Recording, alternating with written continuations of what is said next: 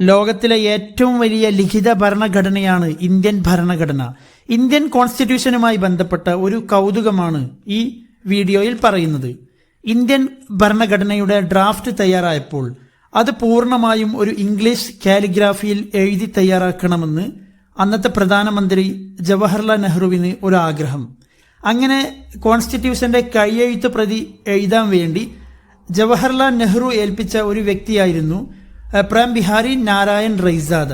ഒരു super calligrapher ആയിരുന്നു അദ്ദേഹം തൻ്റെ ഈ സേവനത്തിന് നെഹ്റുവിനോട് ഒരു പ്രതിഫലവും ആവശ്യപ്പെട്ടില്ല.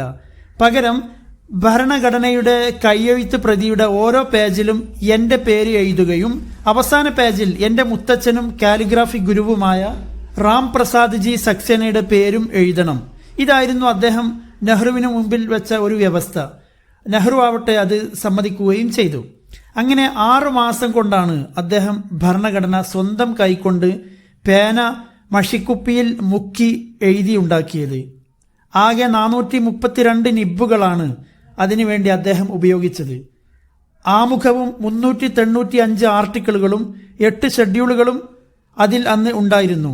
251 പേജുകളാണ് ആ കൈയെഴുത്ത് പ്രതിക്ക് ഉണ്ടായിരുന്നത്. 3.25 കിലോഗ്രാം ഭാരവും. ഇന്ത്യൻ പാർലമെന്റ് ഹൗസ് ലൈബ്രറിയിൽ ഈ ഒറിജിനൽ പ്രതി ഇന്നും സൂക്ഷിച്ചു പോരുന്നു.